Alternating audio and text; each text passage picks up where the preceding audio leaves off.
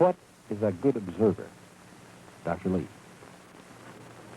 The problem of the good observer, as distinguished from the poor observer, is a very old one. And I'm not entirely sure that I can say too many new things about it. Think very roughly and very generally with me for a moment, would you? A good observer, how do you distinguish him from a poor one? It would have been interesting, perhaps, in this session, if I could have brought some dialogue between Dr. Watson and Sherlock Holmes. You recall the many occasions when Dr. Watson will look and not see very much, and then Mr. Holmes will proceed to look and uncover a great number of details about the thing or the person they were looking at. Now, in an attempt to describe the difference between a good observer, is he one who merely sees more details? Does he remember things he saw? Does he see nuances, tiny subtleties? What's the difference between a good and a poor observer? And what has that to do with the business of talking sense? I'd like to approach this question through a kind of round-the-barn approach so that I might come in by the back door. Would you, as a way then of approaching this through the back door, think of a very small demonstration or game with me? Suppose I ask you to look at this, please, and then, if you can do this mentally or out loud or silently, it doesn't make any difference, answer this question, please. The question is, what do you call what you see? What do you call what you see on this chart? And it would be fun and a great deal of interest if I could find out some of the things that you all are saying to yourselves. What might some of the things be? Let me describe what many, many hundreds of people have said when we give stimuli, something like this. They will say geometric design, drawing, figures, shapes, geometrical design, black marks on a white background, figures, drawing, doodling, modern art.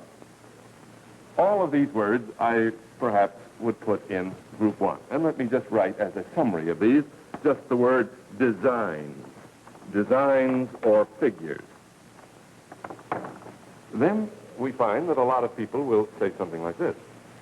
They will say, I see a variety of shapes. And I would put that in category 2, just as a way of making a simple distinction. A variety of shapes.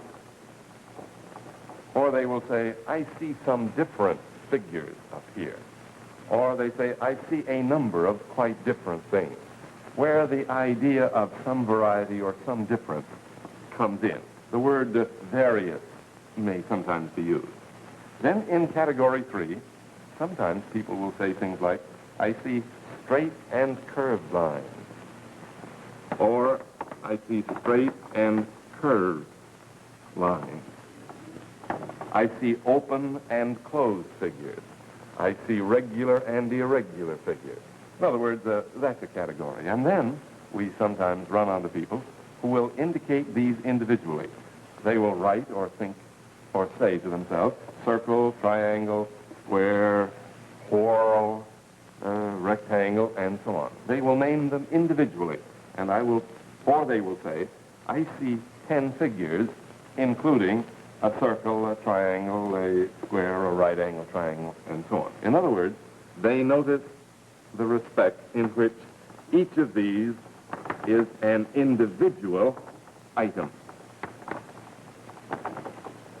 In other words, may I very quickly indicate that the answers we get to this kind of a little game indicate that some people will emphasize the respect in which these are similar.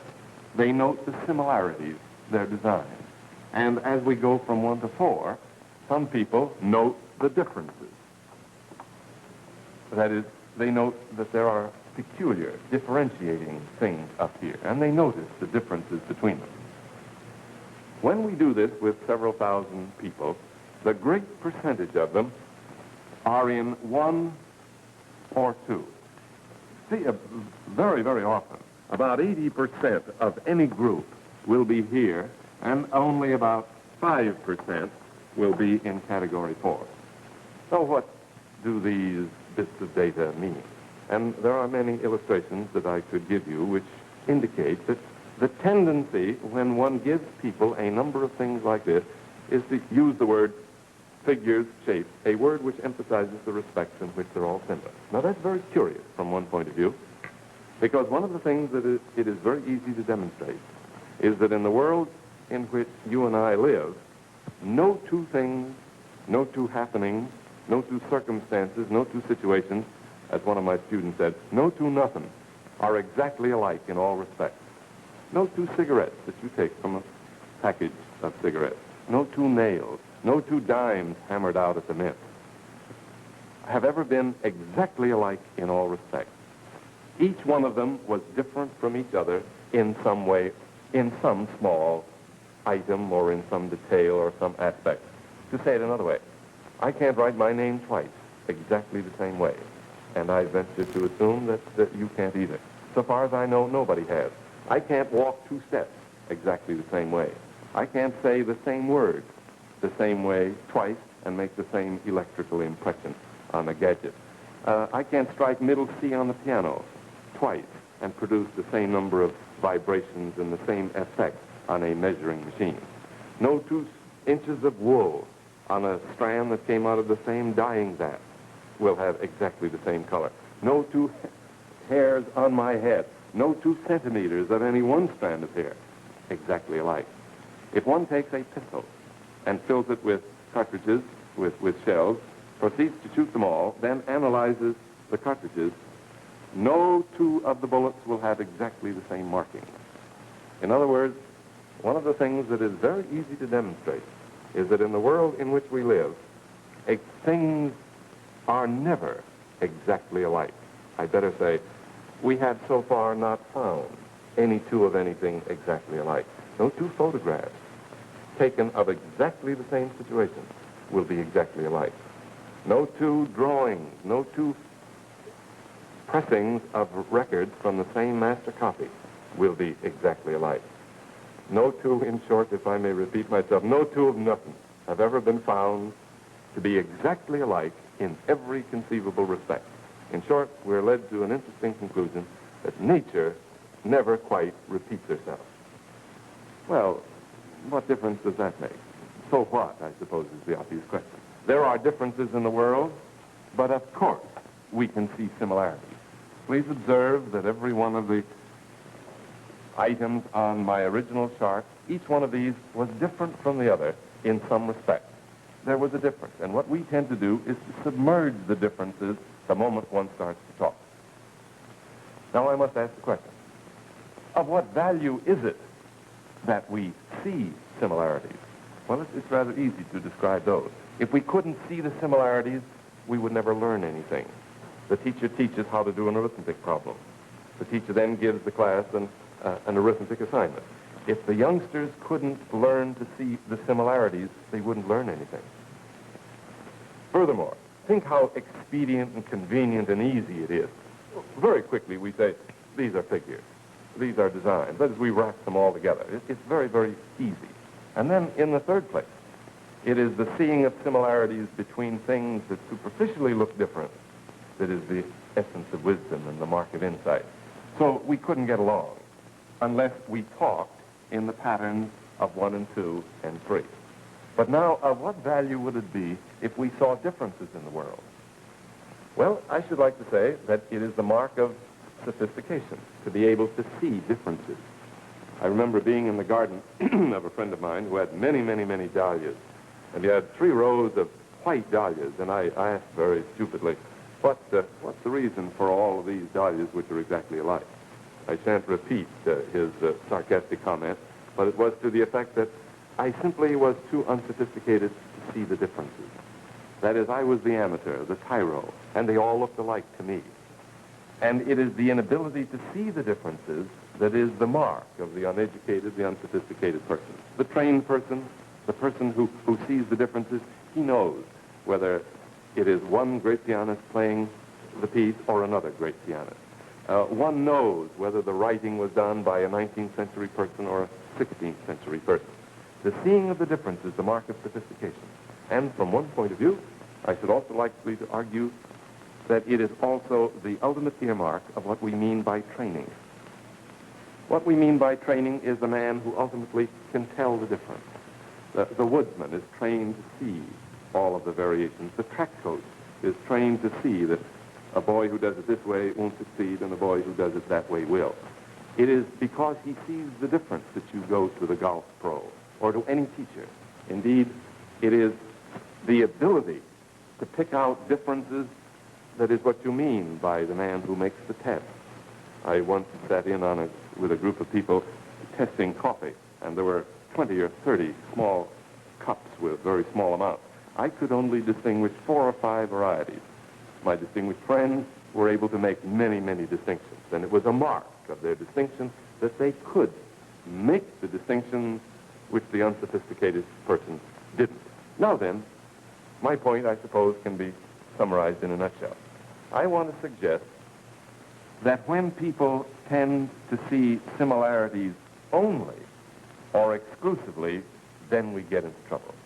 And that it is the mark of the mature man who sees differences and similarities, who sees similarities among things that are different, and who sees differences when the unsophisticated see similarities.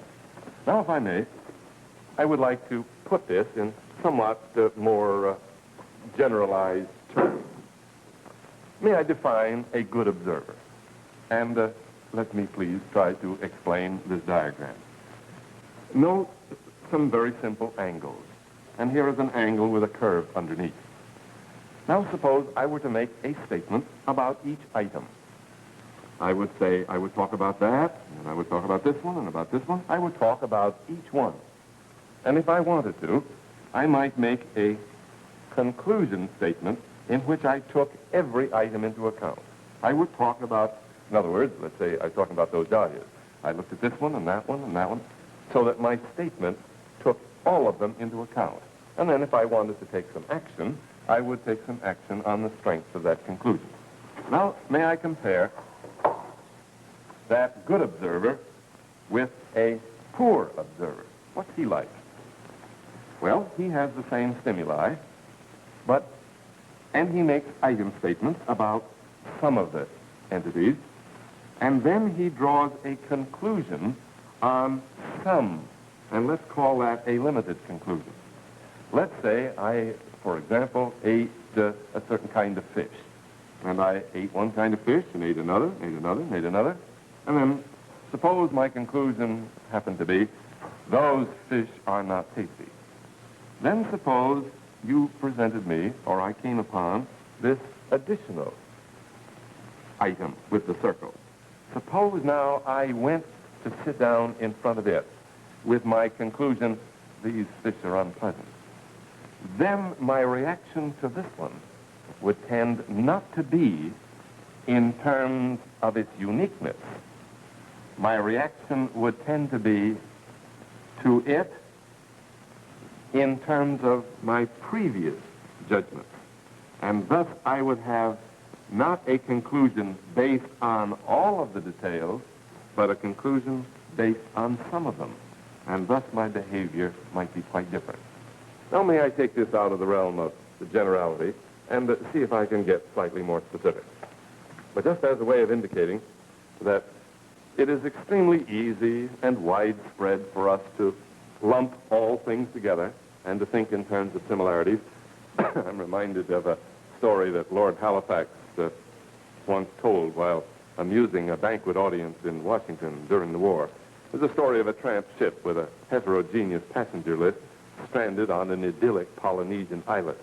And as he tells the story, soon the little spot was a beehive of activity. The Germans were drilling the natives into an army.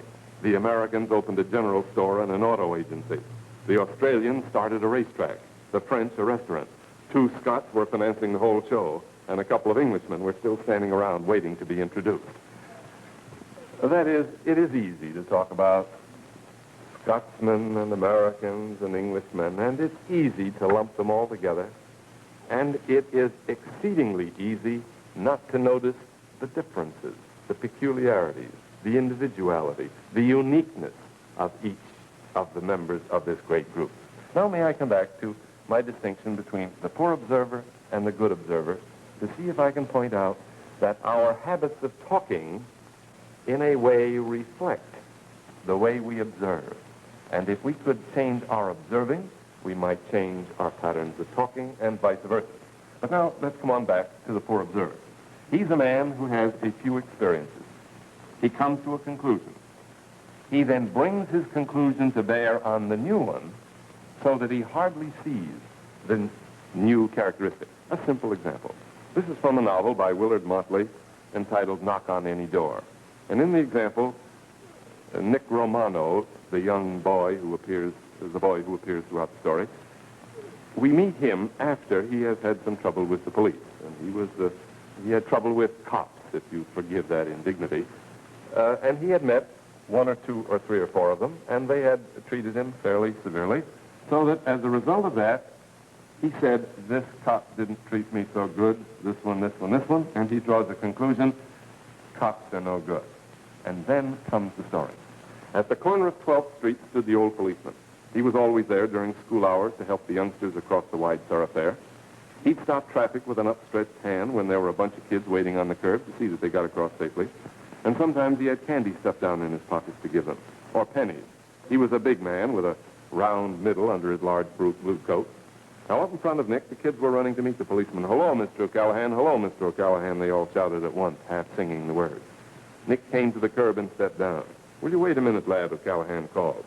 What? Nick answered with hostility. Old O'Callahan stood with one foot on the curb. He hoisted himself up on the sidewalk. Phew, he said, blowing air. Sure, and the devil is in me feet. Nick's eyes lowered sullenly. Cops ain't no good. You're a new lad, ain't you? None of them. Yes. Old O'Callahan put his hand in his pocket, saying, "'Tis the new lads you're in the neighborhood," and pulled out a baseball. Would you be interested in a baseball, lad? Sure, and I got it at Wrigley Field. I caught it myself. Now, what would I be doing with a baseball? There's a little fat around the middle that I'm getting. He patted his belly. 'Twas a good catch for a man me size. He chuckled good-naturedly, went on. 'Twas hit by Gabby Hartnett, another good Irishman. Nick didn't take the outstretched ball. Old O'Callahan looked surprised. Now, what's the matter with you? Take it. You play the game, don't you? No, Nick said. Nick started across the street. Here, take it anyway, O'Callahan called, making a motion as if to toss it underhand to him. Your friends can use it. Keep it, cop, Nick said over his shoulder as he went on. Now, from my point of view, how is one to understand Nick? Nick, from my point of view, is an exceedingly poor observer. He meets cop 1, cop 2, cop 3, a number of them. He comes to a conclusion, cops ain't no good. And then suddenly, he comes on O'Callahan. Now, in the story, O'Callahan is friendly, wants to give him a baseball, wants to talk with him, in a mood utterly different from the policeman. But Nick doesn't see him. Nick doesn't see him at all. Nick is thinking in terms of similarities. Cops are all alike. Nick is, in a sense, far too imprisoned by his assumption that policemen are all alike, so that Nick never really faces this man. And we've learned in training people, because in English we have so many words that emphasize similarities. We learn words like cops and cars and houses and teachers and Americans and so on. And we've learned the habit of putting a little index, a little number, so that we talk about cop 1 and cop 2 and cop 3 and so on. In other words, for Nick, cops were all alike. There were no differences. Think, if you will, of the dozens and dozens of daily situations that it would be possible to talk about. That is, little Johnny is in an arithmetic class, and the teacher is, let's say, not entirely sympathetic or not entirely friendly. Johnny comes home. What does he say? Does he say, the teacher in this arithmetic class was unpleasant and unfriendly? If you listen closely, you may hear Johnny saying, teachers are unfriendly. I can't do arithmetic. Arithmetic classes are no fun. That is, Johnny immediately neglects the individual. Johnny immediately moves to limited conclusions, so that when Johnny gets into an arithmetic class in another year, he may, unless he's grown wiser and sophisticated so he sees differences, he may tend to look upon the new arithmetic teacher in terms of the devastating experience of the old. Or, what we find even more often, Johnny won't even go into the arithmetic class if he can help it. Now, in school, we have control over him. But think of the larger human relations. how we tend not to observe, how we tend not to be willing to observe the peculiarities of what's involved. I've run onto many situations in minority relations among human beings. A man will have an experience with a member of a minority group. It makes no difference who the minority group is. He will have an experience with one man, with another, with a third, and then listen to him talk. Does he say, that particular member of a minority group pushed me in the subway or the streetcar or on the street? Does he say that? Or does he say, those fellas? The tendency is to lose sight of the individual. The tendency is to neglect the differences. And from my point of view, one, I suppose, of the deepest steps that one can take in the development of human sensitivity is to discover the differences between things. There is a slogan that may somehow be relevant. It is, we tend to discriminate against people to the degree that we fail to distinguish between them. And the discovery of the difference becomes somehow liberating. Now, in English, it is very easy to speak in generic terms. By that I mean, it is very easy to emphasize the respect in which things are alike. For example, other peoples do not find it as easy to be as generic and emphasize similarities as much as we do. For example, in the American Indian language, the Mohican, there are, I'm told, different words for cutting various objects. There is a word to cut a tree, and there is another word to cut your finger, and there is another word to cut meat from the side of a steer. But there is no word in Mohican for cutting. In Mohican, there is a well-designed sense of the difference. There is no word for the similarity cutting. Among the Cherokee, for example, there are 13 quite different verbs to denote particular kinds of washing, but there is no verb in Cherokee to denote washing as such. It isn't possible, I imagine, I am told, for one Cherokee lady to meet another and speaking Cherokee to say, have you done your washing? As we can. If you mean clothes, you have to use a verb for clothes. If you mean have you done washing of the youngsters, you have to use a separate word. In English, the emphasis on similarities is so great, it is so devastating, that it is almost easier to talk in terms of similarities. No, let me say that differently. It is as easy to talk in similarities as the effort is required to bring out the differences. In other words, it is easy for me to go to downtown into a store and meet a salesgirl behind the counter. And if she says to me, if she's difficult and impertinent and impatient, it is far easier, and I am far more likely to go home and tell somebody, you know, those salesgirls downtown are exceedingly unpleasant. It takes an act of scrutiny, an act of insight, an act of discrimination for me to say, that particular girl behind the counter ill-treated me. Now, understand, I'm perfectly willing to recognize that there are some statements that can be made, and made with great acuity, about great masses of things. Yes. But the moment one talks about masses of things, there is a tendency to neglect the differences. There is a tendency to neglect the specifics, the variety, the nuances, the kind of richness that there is in the world. And finally, when one talks in terms of similarities, the tendency is to see a little bit less. We go into the forest and we see trees. The next time you do, would it be interesting to say, I saw tree 1 and tree 2 and tree 3 and tree 4? Instead of going to the museum and trying to see the pictures, wouldn't it be interesting if the next time one tried to see picture 1 and looked at it, and then saw picture 2 and all of the things that inhere in it?